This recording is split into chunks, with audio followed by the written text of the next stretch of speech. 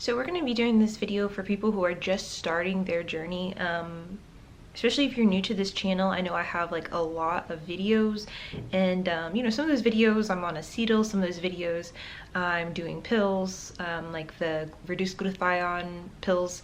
Other videos I'm doing liposomal, and then I'm doing what is that called, rectal syringes. So like it can get confusing, especially when there's like a lot of videos, a lot of content, and yeah, just figuring out like what is good to take, what is not. Really, I don't recommend, the only thing I don't recommend is the glutathione supplements, like the actual pills where you have to like break it open and then like use the glutathione. Like for me, like those are really expensive, especially if it's like the reduced glutathione pills. Now let's say if it's like an acetyl glutathione pill, like that's different. But for me, like the reduced glutathione pills, I wouldn't. And a lot of those pills, it'll be like 500 milligrams per pill or something, and then they'll also like add in other supplements into it, so like, they could have like milk thistle, or maybe they'll have some vitamin C in there. And I didn't like it when I was on it, because like I was on reduced glutathione, the pills, and it was like a blend of other stuff.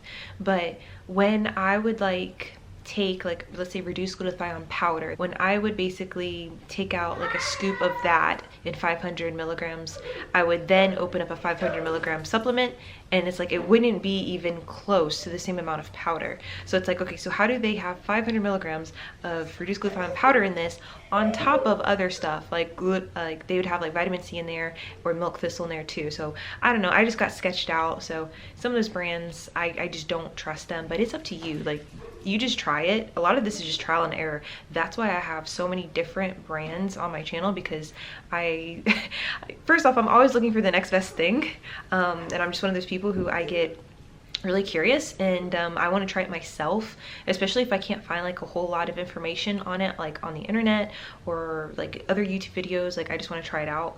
And second, there's so many different types of glutathione that it's easy to do. So based on like wherever you are during your journey, because your journey is probably going to take at least a year, probably. So it's like, don't really shoot for under there, just like about a year, just to see what's really going on. So during that year, you might start off doing like more a cheap route, and then later on in the year, you can, try out the more expensive stuff. It just depends. So one of the questions was, how effective are these homemade suppository glutathione, and are they just as effective as IV? Since I've never tried IV, I cannot say if they are just as effective, because I've never done IV, so I can't compare them. So this is a good question for someone who has done IVs, and someone who has also done the rectal glutathione, like syringes. What was that like for you? Did you notice quicker results doing one over the other? And also, how much were you taking of each? So with the rectal syringes, usually you're using like a huge bag of glutathione. It could be like 500 grams worth of glutathione, and usually buying that and paying $200 or so, or $300 or so, is already going to be cheaper than if you were to get like bottle by bottle by bottle of glutathione or something, or try to take like 5,000 milligrams daily of acetyl glutathione. That's going to get expensive really quickly.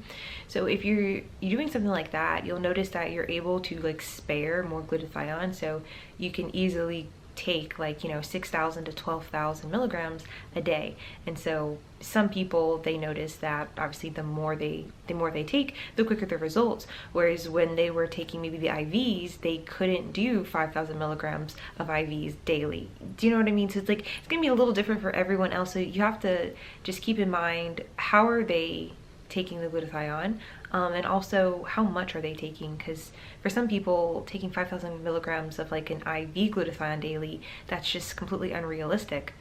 Where someone could do that much of like a rectal syringe, or they could actually go over.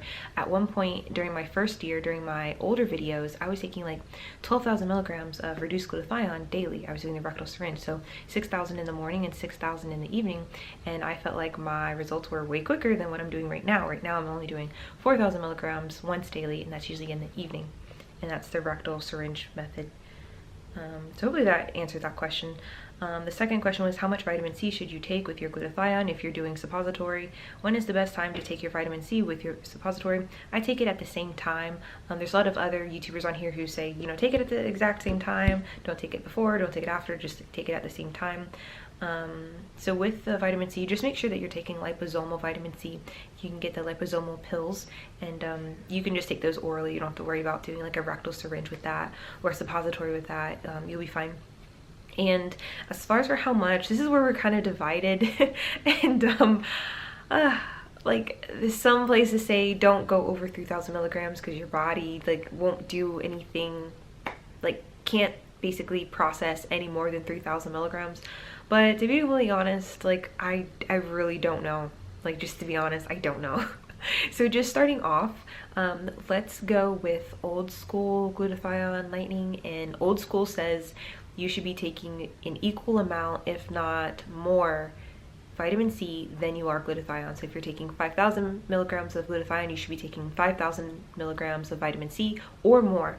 So if you're just starting out, just keep it, like, play it by the book, because there's been a lot of people who have used glutathione for skin lightening for 1 or 2 years, and that's what they did, and they had good results. So there hasn't really been enough people doing, 3,000 milligrams of vitamin C with like 6,000 or 5,000 milligrams of glutathione. So let's just do what's like tried and tested, and yeah, just play it safe. But you might notice that your skin might start bruising more easily. For some people, taking large amounts of vitamin C, they'll like run into the side of the bed and like they'll have a bruise. So that is one of the side effects of mega dosing vitamin C. Aside from that, like your first week of mega dosing, like large dosages of vitamin C, which a large dose to me is usually over 3,000 milligrams or 2,000 milligrams. If you're taking over that, you might notice that your stomach might be a little upset for the first few days. So maybe, make sure you're taking it with food, and your body will kind of go through a detox. And so usually the detox is like waste is eliminated through the toilet. So, yeah. After that first week, things just like, you won't feel that feeling of being bloated or of having gas, but it's just a thing with taking like a large dose of vitamin C. So just FYI. And then she said something about, I'm 18 and taking 5,000 milligrams of glutathione with vitamin C. Am I too young to start? Not really. There isn't like an age. Like, even if you do the research on it, people of all ages have taken glutathione IVs, have taken large doses of glutathione. The glutathione IVs and like mega dosing glutathione is very popular for people who are testing HIV positive, and it's used in their therapies. And this is actually how we figured out that glutathione lightens skin. This really can be used for any age. The only thing I would say is there have been some people who had said, oh, it's safe to still take glutathione while pregnant. But to be honest, I think we only have information on taking a normal dose of glutathione if you're pregnant. So like a very small dose, like 500 to 1,000, you should still probably ask your doctor. But as far as for like taking a large dose of it, there's like, just because of the whole HIV AIDS epidemic that we've had, there's a ton of information on people taking larger doses of it. And being of all different ages. There's some people who are even born with HIV/AIDS. So I feel confident enough in just saying that I don't think 18 is too young. There have been even younger people taking it for other reasons, obviously. So that's that. When is it a good time to empty your bowels after doing a suppository? Try to keep it in as long as possible. So your first goal for the first week or 2 weeks should be to at least try to get to 15. Of course, you're gonna have times where you can't get to 15, and that's okay. I had times I couldn't get to 15. The trick around it is to make sure you've already gone number 2 for the day. If you have not, and you have waste backed up in there, obviously you're not going to be able to hold it in as long because it acts as a stimulant for your bowels. So yeah, that's just one thing. So make sure you've already gone number 2 for the day, and then do your rectal syringe. But the more you do it, the longer you'll be able to keep it in, and so soon you'll be 30 minutes or an hour, and sometimes you can even go to bed with it, forget about it, and you'll wake up maybe hours later in the middle of the night to relieve yourself. So just really try to get to at least 15, and then for on average, like daily, I would try to shoot for at least 30 to an hour. You don't have to keep it in for hours on end. I know like your stomach will be kind of bloated because it's doing its thing and it's stimulating bile production, which stimulates your body to even make more glutathione than what you just added to your body. So there's a whole lot going on internally. So just on average, just try to keep it 30. Like once you've been doing this a while and your body gets used to it, you should be able to keep it in for 30 to an hour. But at first, just hit 15 and yeah, just do your best. And yeah, I think that was it. So hopefully this video helps. If you guys have any more questions, just leave them down below and I will, you know, address them in another video.